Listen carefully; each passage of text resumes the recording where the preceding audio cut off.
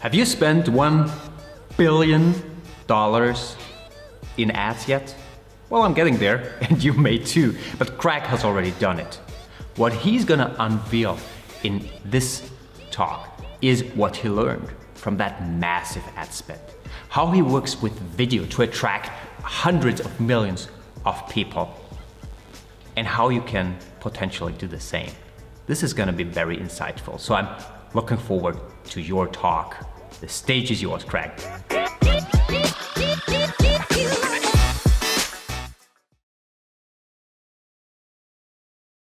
Ad World, so pumped to be here with you today. I want to pose a question for you. Are you thinking big enough?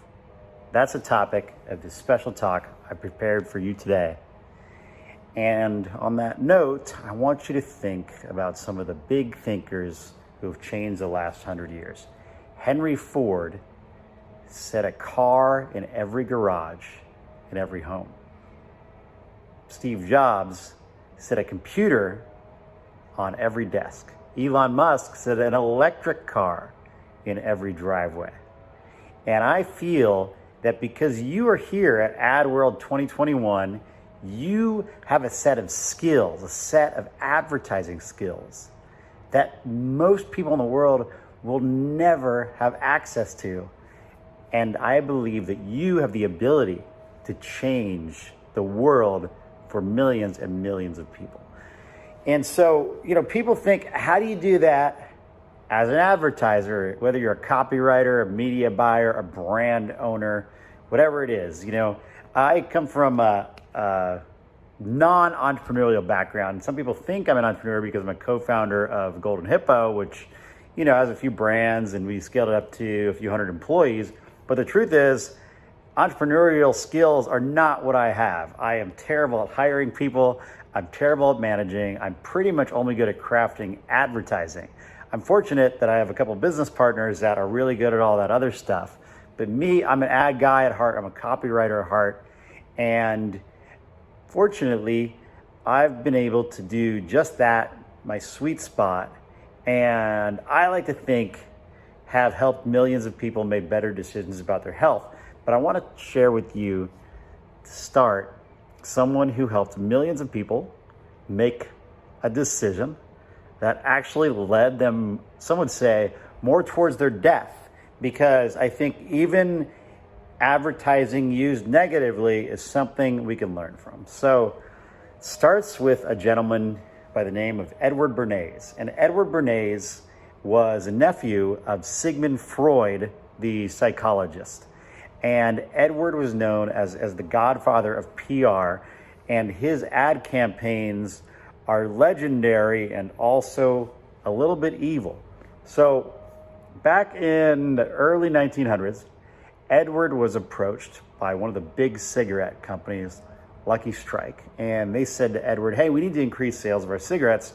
Our issue is most men already smoke cigarettes. So what should we do? And, the executives at Lucky Strike were correct. They had a brilliant marketing plan before they met Mr. Bernays, in that they were giving out cigarettes to all of our troops who went away for World War I. They came back from the war addicted to tobacco, smoking like chimneys. And, the penetration of cigarette smoking was something like, 80% or something crazy like that. I mean, you might be old enough to remember when you could smoke in a restaurant or on an airplane.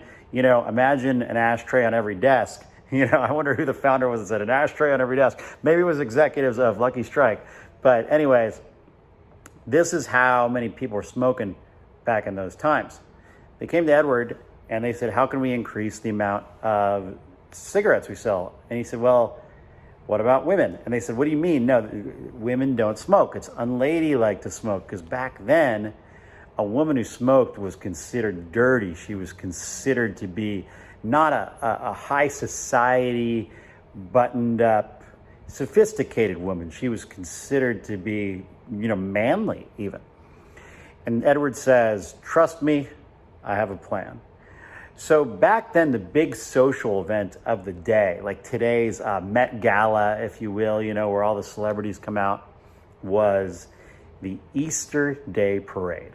And so Edward rallied up the Paris Hiltons and the Kardashians, the social influencers of the time, the people who would have millions on the TikTok now. And he got them all together. Yes, there was influencers then. They just didn't influence in social media. They influenced in the newspaper and on the radio. He got them all together and he gave them packs of cigarettes. And he said, you're not going to pull these out until you hear my signal.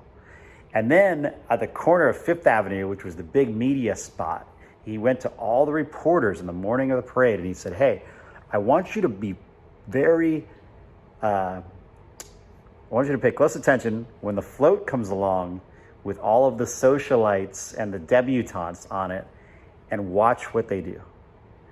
And he told them that this was going to be a special moment that would be historic, something they'd never seen in the Easter Day parade before. So sure enough, parade day is going along, and here comes the float with the socialites, the Paris Hiltons, the Kardashians. At the same time, they reach into their stockings, they pull out cigarettes, and they light them up. And the crowd goes into uproar. They're like, well, what are they doing? Are they, women smoking? This is not something that should be happening right now. And Edward goes around and he plants the seed to the reporters. He says, no, these are not cigarettes. These represent torches of freedom. These represent the women's movement for independence, so that women should have the right to vote and the right to make choices and the right to do what they want to do. And they don't need no man to tell them what to do. And in the next day's newspapers, headlines appeared everywhere talking about how these women had lit up torches of freedom to declare their independence. And the next year, sales of cigarettes started rising. And for the next 10 years, they went up and up and up as it became a cool thing for women to smoke. And if you think about a woman smoking now, what do you think about? You might think about Audrey Hepburn and that famous scene from the movie, smoking that long cigarette. You might think of like Kate Moss. You think of that bad girl who don't need no man and does her own thing. That's been shaped in our view as a culture now for over 100 years. And it all started with Edward Bernays. Now, this was going pretty good for the cigarette companies, but it wasn't going that well for Lucky Strike. Lucky Strike noticed that women weren't buying their cigarettes, so they did a survey. They said, why aren't you buying Lucky Strikes? And they said, well, Lucky Strikes come in a green package, and green at the time was a very unfashionable color. So they were buying all the competitors' brands, even though Lucky Strike put all their money into Bernays to do this big PR campaign. So they bring back Edward Bernays and they say, Edward, what can we do to change this? And so he gets back out his Rolodex. He starts calling up the socialites and the debutantes and the influencers of the day again. And they throw the first ever green ball. The green ball is an exotic gala with big names and fancy decor at the famous hotel in New York City, and every woman is encouraged to wear their most elaborate green outfit. So months before, the Cosmopolitan magazines and the Vogue magazines at the time start talking about how green is coming into fashion, and they start highlighting the celebrities and are speculating on what green outfits they're going to be wearing. Are they going to have a green purse? Are they going to have green shoes and socks? The day of the ball comes, all the socialites and the debutantes and the celebrities and the influencers show up in exotic green outfits. And sure enough, Lucky Strike cigarettes with their green packages start soaring in popularity among women. So this is another example about how clever branding and positioning can change the world. Now, not for the best, because now we know that cigarettes are, of course, terribly unhealthy. Back then, I don't know if they knew or not, but, the power of the advertising cannot be denied. Let me give you another example that was definitely for good. Did you know that in 1920, only 5% of Americans brushed their teeth on a daily basis? Yes, that's correct. Can you imagine the first dates on the 1920s when most people hadn't brushed their teeth? Well, maybe if both people had bad breath, it was okay. I mean, I don't know. Glad we didn't have to live in that generation, right? So there was a toothpaste company at the time that came out, and it was called Pepsodent. You might know of it because it's still around today. And this is another example of how advertising can change the world for 100 years. So they went to the top advertising man of that time. Now, this is 20 years later, and the throne had been passed from Edward Bernays to a guy named Claude Hopkins. Claude Hopkins is one of the fathers of advertising copywriting. He actually wrote a couple of books back then, Scientific Advertising, as well as a book called My Life in Advertising, which tells his story, that are still super valuable. You know, human psychology has not changed. And I encourage you to check those books out and learn how he was doing it back in the 1920s, because this still works today. And such is the case with Pepsodent toothpaste. They went to Claude and they said, hey, Claude, we want to sell more toothpaste. And he said, well, you know, I can help you sell more toothpaste, but the problem is that even if you got everyone to buy it in America, you're not going to sell that much because it's such a small niche. You know, you only got 1 out of 20 people brushing their teeth daily. He said, if you really want to sell more toothpaste, you got to get more people brushing their teeth. And so came up with one of the most brilliant ad campaigns of all time. And the ads went like this. It said, take your tongue and run it across the roof of your mouth. Do that now as we're talking. Do you feel that film across the top of your teeth? Behind that film could be a pearly white movie star smile. And brushing your teeth every day with Pepsodent toothpaste gets rid of that film. This campaign was massive. It was in every newspaper, every magazine. It was on the radio. And 10 years later, in 1930, 85% of Americans brushed their teeth daily. What's another example of getting people to do something more often that can change behavior? Well, I believe it was Pert Plus shampoo. It might have been Dove. I forget the exact brand. But lather, rinse, repeat. What's the key word there that doubled the sales of that shampoo? Repeat. You tell people to shampoo their hair twice, instantly doubles their sales overnight. So you can see the power of words to change human behavior for the worse with the smoking, for the better with the toothbrushing. Here's another example that, you know, some would say is bad, and it's another from our good friend Edward Bernays. So a pork company went to Mr. Bernays. They were called Beech Nut Foods, and they wanted to sell more pork. Edward looks around and he realizes that pork is a popular dinner dish, and some people were eating it for lunch, but no one was eating it for breakfast. In fact, the standard breakfast of the time was maybe a roll or a cup of oatmeal. You know, oats were just coming out. There's another great ad that Claude Hopkins wrote for oats, which you should look up if you're into old school advertising like I am. We will tell that story another day. But Bernays said, if we can get people to eat pork for breakfast, that's the way we're really going to expand sales. But the problem was, you know, people weren't used to eating a big, heavy breakfast. So he went to the doctor who worked at Beech Nut Foods and he said, Dr. So-and-so, is it true that eating a heavy breakfast that might consist of some pork would be a valuable thing to give you energy throughout the day? And that, you know, that doctor knew where his bread was buttered. So he said, yes, that is true. That would be the healthiest way to start your day. He says, well, Mr. Doctor, could you get some of your doctor friends to say the same? So he has the doctor, with the help of some staff, of course, write 5,000 letters and put them in the mail to other doctors saying, hey, this is Dr. So-and-so with Beech Nut Foods. I want to ask, would you agree with me that eating a hearty breakfast of eggs and bacon? I don't know how the egg company, maybe that was a paid sponsorship, but he said bacon and eggs would make for a healthiest start to the day and a more energetic day. And enough of those doctors wrote back yes, that they were able to write ads that said, doctors around the nation agree, starting your day with a hearty breakfast of bacon and eggs is the healthiest way to start your day. So, where did bacon and eggs come from? That's where it came from. The American breakfast that you think of today was invented by a marketing man, Edward Bernays. Another example of how advertising can move the minds of millions. So, you guys want one more? Okay, I'll give you one more. Orange juice. Did you know orange juice was invented by a marketer?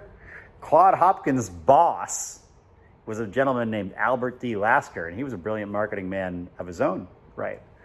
He had a deal with the California Growers Association, and the California growers, well, if you've been to California, you might notice there's orange trees everywhere. We got good weather for growing oranges. In fact, they were growing so many oranges back then, they couldn't get rid of them all. Every year they were dumping out thousands of oranges that were perfectly good because they had no one to sell them to. So they thought, how can we sell more oranges? And Albert was touring some of these orange groves, and he saw that the orchard keepers would take some of the oranges and they'd squeeze them into a cup and give it as a treat for the kids. And he thought, we're onto something here. So they launched a campaign, and the headline said, "Drink your fruit." Showed you how to squeeze an orange and drink it. And it said if you buy 2 cases of these oranges, you get a free juicer. And the juicer was just the plastic thing that you can squeeze the orange on top of. Orange juice sales became insane. The growers now had a problem. They couldn't grow enough oranges. And what do you think about when you think of a breakfast drink in America? You think of orange juice. Well, everything on your breakfast plate and maybe on your lunch and dinner plates might have been put there by a marketer. So I hope you can see the power that you have to change the world with your words, with your advertising, with your positioning. And if you think about why most ads fail or fail to scale huge, I promised that I was going to share with you some lessons learned from $1 billion in profitable ad spend, which is what we've spent at Golden Hippo and then some now. We aim big. We aim to make impact across millions of minds with our products and services. We're very fortunate that we work with some of the world's best doctors who are pioneering new solutions for things like gut health, things like energy, things that can help many, many people. And when we sell them, we have a choice, right? We have some very complex formulations for gut health. So complex, in fact, that if we talked about them on that complex level, listing out all the nutrients and things like that, the only people who would be buying them would be other doctors and maybe the biohackers in Venice Beach, and Burning Man. It wouldn't be mainstream. Instead, we talk about the big benefits that can help everybody, kind of like Claude Hopkins was when he was talking about that million dollar movie star smile that could be laying under that film. We talk about having healthier digestion, more energy, better clarity because your body's fuel tank, your gut is working better, which powers your brain. We're not talking about these little nitpicky ingredients there. So I want to encourage you, when you sit down to write a piece of marketing, when you sit down to write a piece of advertising, think about not just selling one person. I mean, that is the old copywriting rule that you talk to one person, right? But also think about how your words and your product can have influence over the entire world. I hope this presentation encourages you to think big today.